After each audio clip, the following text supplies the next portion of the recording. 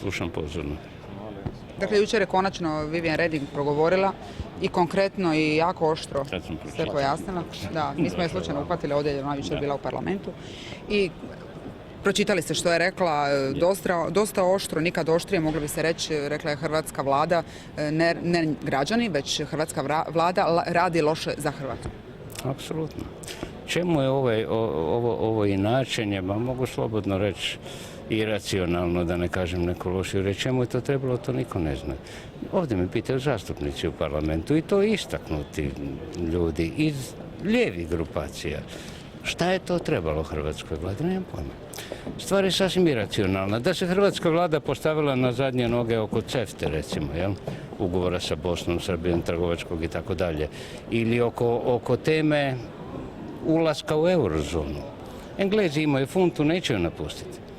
Oni mogu, mi ne možemo. To je nepravedno. Je. Ali je tako.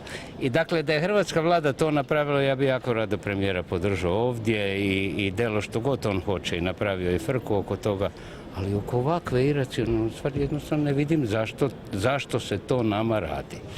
Zašto nam se to radi? Ne vjerujem da će tu biti nekakvih velikih, ne znam, kazni i toga. Popustit će dečki na vrijeme.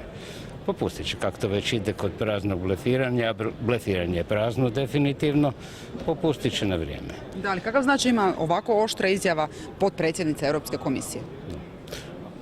Pa ona je oštra gospođa i ona se oštro izražava inače i što je istina, u pravu je. Pa mi smo ušli unutra, znali smo u što smo ušli. Znali smo da to piše, to je potpisano.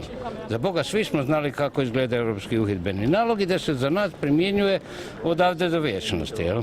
Nije to nikakva tajna. Prema tome, znali smo, ušli smo unutra, 2 dana prije smo, nakon ratifikacije, promijenili zakon i stavili figu u džep i došli vamo. Pa to je balavo. Hvala vam.